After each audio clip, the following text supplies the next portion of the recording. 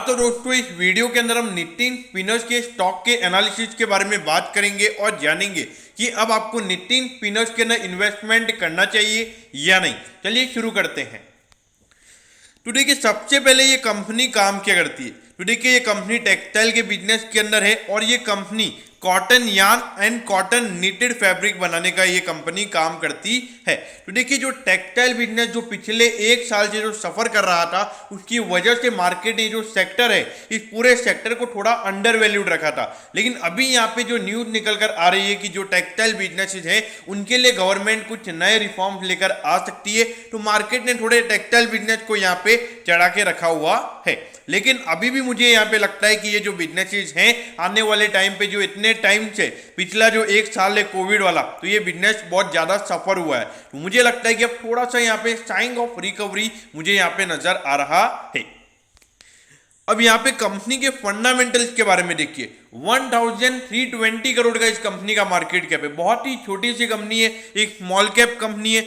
लेकिन अगर हम यहाँ पे वैल्यूएशन की अगर हम बात करें तो यहाँ पे वैल्यूएशन हमें काफी अट्रैक्टिव नजर आते हैं, क्योंकि जो कंपनी का इंडस्ट्री का पी है वो है 25.30 और अगर हम इसके प्राइस टू अर्निंग रेशियो की बात करें तो वो निकल कर आता है 9.57, यानी कि जो इंडस्ट्री का पी है उसके कंपैरिजन में हमें यहाँ पे ऑलमोस्ट 1/3 वैल्यूएशन पे ये अभी स्टॉक मिल रहा है। देखिए दोस्तों आपको पता होना चाहिए कि जो अभी अप्रैल से जून वाले क्वार्टर के जब कंपनी के रिजल्ट आए थे जहां पे कंपनी को 60 करोड़ का प्रॉफिट हुआ था, वहां पे कंपनी का अर्निंग पर शेयर 10 रुपए था। तो अगर कंपनी यहाँ पे आने वाले तीनों क्वार्टर्स में अगर वहां पे कंपनी लगभग 60 करोड़ का प्रॉफिट हर क्वार्टर में अगर कंपनी कमाती है तो पूरे साल का अर्निंग पर शेयर कंपनी का 40 रुपए होगा। और अभी जो स्टॉक का प्राइस है अराउंड 240 रुपए के लगभग है। तो वहां पे तो जो कंपनी का प्राइस टू अर्निंग रेशियो अगर हम देखें तो वो वहां पे सिर्फ 6 टाइम्स निकल कर आता है। तो मुझे यहाँ पे ये वैल्यूएशन पॉइंट ऑफ व्यू से ये स्टॉक काफी अट्रैक्टिव अभी नजर आता है। अगर बुक वैल्यू की बात करें तो वो भी यहाँ पे 1.69 टाइम्स है। तो यहाँ पे बुक वैल्यू के पॉइंट ऑफ व्यू से भी यहाँ पे ये स्टॉक कॉस्टली नहीं है। अब ये देखिए अगर आप देखोगे पिछले 4 साल से जहां पे पूरा टेक्सटाइल बिजनेस सफर कर रहा है, खास करके पिछले 1-2 साल से, लेकिन इसके रेवेन्यूज में हमें कोई भी असर देखने को नहीं मिला है। पिछले 4 साल से हर साल यहाँ पे जो कंपनी के रेवेन्यूज है वो हमें बढ़ते हुए नजर आ रहे हैं। ऑल्दो अगर हम प्रॉफिटेबिलिटी की बात करें तो एक साल यहाँ पे कंपनी का प्रॉफिट का नंबर गिरा था, लेकिन बाकी हर साल यहाँ पे जो कंपनी की प्रॉफिटेबिलिटी है वो हमें बढ़ती हुई नजर आ रही है। देखिए खास करके अगर हमें किसी भी स्मॉल कैप कंपनी में इन्वेस्ट करना है तो वहां पे कंसिस्टेंसी होनी चाहिए, और यहाँ पे इस कंपनी में हमें कंसिस्टेंसी नजर आ रही है। अगर स्मॉल कैप में कंसिस्टेंसी नहीं होती है तो वो एक एग्रेसिव बेट आपके लिए बन सकता है। अब इसके शेयर होल्डिंग पैटर्न की अगर हम बात करें तो प्रमोटर्स के पास यहाँ पे 56.17% का स्टेक है। देखिए अधिकतर जो स्मॉल कैप कंपनीज होती है वहां पे जो प्रमोटर्स का स्टेक होता है और 50% से कम होता है, लेकिन यहाँ पे प्रमोटर्स का स्टेक 50% से ऊपर है, यानी कि जो कंपनी के प्रमोटर्स हैं उनको अपनी कंपनी पर भरोसा है। तो ये भी एक बहुत अच्छी बात है। अगर हम एफआईएस की यहाँ पे बात करें तो उनके पास यहाँ पे 1.23% का स्टेक पड़ा है। देखिए जो हमारे फॉरेन इन्वेस्टर्स होते हैं वो अधिकतर मिड कैप या लार्ज कैप में ही अपना अलोकेशन लेते हैं, लेकिन यहाँ पर अगर एक स्मॉल कैप कंपनी में उन्होंने थोड़ा भी पैसा लगाया हुआ है तो यहाँ पर उन्हें ग्रोथ नजर आती है। और अगर हम हमारे म्यूचुअल फंड की बात करें तो उनका यहाँ पे 6.8% का स्टेक है, यानी कि एफआईआई और डीआईआई दोनों का मिला के यहाँ पर अराउंड 8% का स्टेक है। तो ये भी एक बहुत अच्छी बात है। लेकिन जो हमारे रिटेल इन्वेस्टर्स हैं उनका यहाँ पे अराउंड 35% का होल्डिंग है। देखिए अधिकतर जो स्मॉल कैप कंपनीज होती हैं उनका जो रिटेल पार्टिसिपेशन होता है उनके अंदर वो बहुत ज्यादा होता है, और जैसे ही वो स्टॉक भागने लगता है, यानी कि जैसे फॉरेन इन्वेस्टर्स या म्यूचुअल फंड वहां पे खरीदने लगते हैं तो वहां पे रिटेल इन्वेस्टर का पार्टिसिपेशन कम हो जाता है, क्योंकि स्टॉक बढ़ता है, रिटेल इन्वेस्टर्स निकल जाते हैं और वहां पे फॉरेन इन्वेस्टर्स और वो अपनी एक नई यहाँ पे पार्टिसिपेशन या नई होल्डिंग वो यहाँ पर लेते हैं। अब ये देखिए अगर हम पिछले 3 क्वार्टर्स की अगर हम कंपनी के परफॉर्मेंस की अगर हम बात करें तो ये देखिए तीनों क्वार्टर से यहाँ पे जो कंपनी के रेवेन्यूज है हमें अराउंड 10% यहाँ पे क्वार्टर ऑन क्वार्टर बेसिस पे बढ़ते हुए नजर आ रहे हैं। तो देखिए अगर हम देखें तो खास करके जो अप्रैल से जून वाला क्वार्टर था जिसमें हमने कोविड का सेकंड वेव देखा है, तो वहां पर भी अगर हमें कंपनी 42 करोड़ का अगर कंपनी का यहाँ पे सेल्स बढ़ रहा है तो ये एक बहुत ही अच्छी बात है। क्योंकि देखिए अगर कंपनी कोविड के टाइम पे ग्रोथ दिखा रही है और अगर जब सिचुएशन नॉर्मल होगी तो ये नंबर हमें 10% से भी ऊपर जाता हुआ नजर आएगा। देखिए ये 10% सिक्वेंशियली है, यानी कि क्वार्टर ऑन क्वार्टर बेसिस है, ईयर ऑन ईयर बेसिस नहीं है। ईयर ऑन ईयर बेसिस तो ये नंबर और भी अच्छा है। तो देखिए अगर company 10% quarter on quarter basis growth दिखाएगी तो ईयर ऑन ईयर बेसिस वो नंबर हमें 40% होता हुआ नजर आएगा। और अगर प्रॉफिटेबिलिटी की बात करें तो अभी कंपनी को यहाँ पे 60 करोड़ का प्रॉफिट हुआ है, क्योंकि पिछले क्वार्टर में कंपनी को 42 करोड़ का प्रॉफिट हुआ था, यानी कि 42% यहाँ पे quarter on quarter basis company का नेट प्रॉफिट बढ़ा है। यहां पर अगर आप देखोगे कंपनी का पिछले 3 क्वार्टर का परफॉर्मेंस काफी अच्छा है और खास करके जो कोविड की वजह से भी यहां पर अगर हम देखें तो बिजनेस के ऊपर कोई इंपैक्ट नहीं पड़ा है। और अगर नॉर्मल क्वार्टर में अगर मेरे ख्याल से जुलाई से सितंबर में अगर कोई भी इश्यूज नहीं होते हैं, देखिए खास करके जुलाई वाला क्वार्टर तो अच्छे से निकल गया है और मुझे लगता है नॉर्मली अगस्त भी यहाँ पे अच्छा क्वार्टर जाने वाला है। मुझे लगता है कि जुलाई से सितंबर वाले जो नंबर्स यहाँ पे कंपनी रिपोर्ट करेगी वो यहाँ पे एक्स्ट्रा ऑर्डिनरी हो सकते हैं।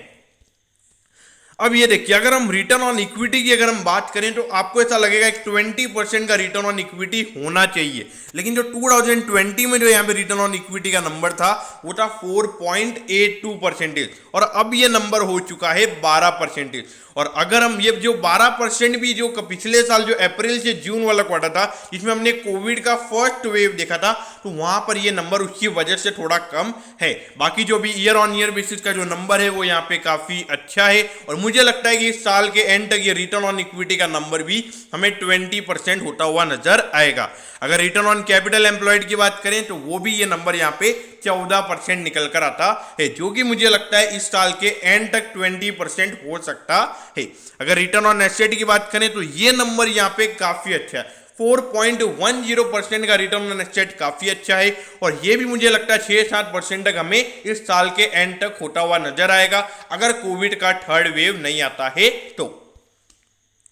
अब यहां पर हम डेट के नंबर्स की अगर हम बात करें तो देखिए 2019 के बाद कंपनी ने अपना डेट बढ़ाया था और उसकी वजह से वहां पे कंपनी का प्रॉफिट का जो नंबर था वो हमें कम होता हुआ नजर आया था, क्योंकि हमने देखा है ये जो रिटर्न ऑन इक्विटी का नंबर है ये क्यों कम है, क्योंकि जब कंपनी का डेट बढ़ जाता है तो वहां पे जो इंटरेस्ट पेमेंट होते हैं वो भी कंपनी के बढ़ जाते हैं। लेकिन अगर हम अभी देखें तो कंपनी का जो डेट है वो यहाँ पे कम हुआ है। अगर हम पिछले क्वार्टर के मुकाबले कंपेयर करें तो 0.45 से यहाँ पे कंपनी का डेट हमें कम होता हुआ नजर आया है।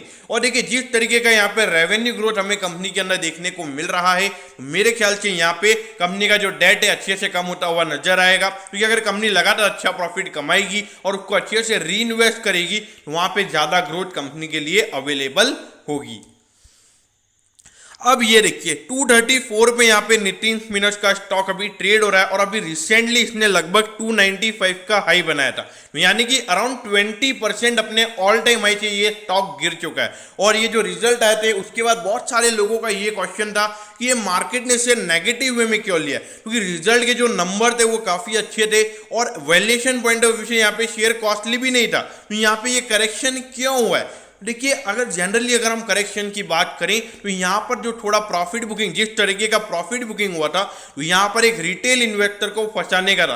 मतलब रिटेल इन्वेस्टर को क्या लगता है कि आज इसके रिजल्ट आने वाले और शेयर अब गिरने लग गया, तो मतलब ये रिजल्ट अच्छे नहीं आए होंगे तो ही मार्केट ने थोड़ा नेगेटिव वे में लिया, क्योंकि रिटेल इन्वेस्टर रिजल्ट को एनालाइज नहीं करता है। और जिन लोगों ने इसका रिजल्ट देखा है मेरे ख्याल से मुझे नहीं लगता कि उन्होंने स्टॉक को सेल किया होगा। देखिए पहले जो डॉक्टर लालपाद लैब के जो नंबर्स आए थे वहां पर भी ऑपरेटर ने थोड़ा गेम मिटा के उस स्टॉक को गिराया था और अगले दिन वो स्टॉक फिर से चढ़ गया था।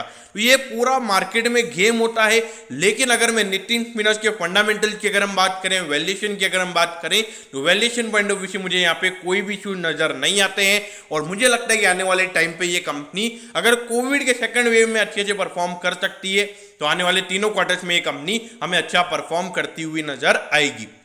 देखिए, अगर आप इसमें लॉन्ग टर्म इन्वेस्टमेंट करके अगर आपने किया हुआ है लॉन्ग टर्म इन्वेस्टमेंट, इसमें बने रहिए। अगर इन्वेस्ट करना चाहते हैं तो डेफिनेटली यहाँ पे इन्वेस्ट कर सकते हैं। मेरे ख्याल से मुझे कोई यहाँ पे इशू नजर नहीं आते। देखिए, ये स्टॉक अभी कुछ महीने पहले ही 90 रुपए के लगभग ट्रेड हो रहा था। आपको लगेगा कि यहाँ पे लगभग 100% से भी ज्यादा की रैली इस स्टॉक में आ चुकी है, तो आपको ऐसा लगेगा। लेकिन देखिए, जिस टाइप की अगर एक स्मॉल कैप कंपनी जो हमें चाहिए होता है, जो चीजें हमें चाहिए होती है, वो यहाँ पे कंपनी में सारी चीजें मुझे नजर आ रही है, तो इसलिए मैं ऐसा बोल रहा हूँ। देखिए, ये ऑल्दो कोई ये डायरेक्ट एडवाइस नहीं है, आपको अपनी खुद की रिसर्च करके फिर ही इन्वेस्ट करना है। क्योंकि मुझे यहाँ पे इस कंपनी में कुछ नेगेटिविटी ज्यादा नहीं लगी है। एक नेगेटिविटी वो ये है कि टेक्सटाइल बिजनेस पिछले 1 साल से सफर कर रहा है, लेकिन अभी जो गवर्नमेंट के रिफॉर्म्स वगैरह आ रहे हैं, तो वहां पे कंपनी को एक अर्ली मोर एडवांटेज हो सकता है। तो इसीलिए मुझे ये सेक्टर भी अच्छा नजर आ रहा है। तो ये स्टॉक आपके रडार पर भी होना चाहिए। और अगर मैं शॉर्ट टर्म की अगर बात करूं, देखिए, अगर मार्केट में पूरे अगस्त महीने में अगर कोई प्रॉफिट बुकिंग नहीं आती है, तो शॉर्ट टर्म में मेरे ख्याल से आराम से ये स्टॉक 300 रुपए आराम से टच करता हुआ नजर आएगा। तो शॉर्ट टर्म के लिए आप उसके हिसाब से बाय कर सकते हैं। तो दोस्तों, मैं होप करता हूँ कि नितिन स्पिनर्स के जो स्टॉक का एनालिसिस है वो आपको अच्छे से समझ में आ गया होगा। अगर आपकी कोई भी क्वेरीज है तो आप कमेंट कीजिए, मैं जरूर आपके कमेंट पर रिप्लाई करूंगा। ओके दोस्तों, thank you, have a nice day.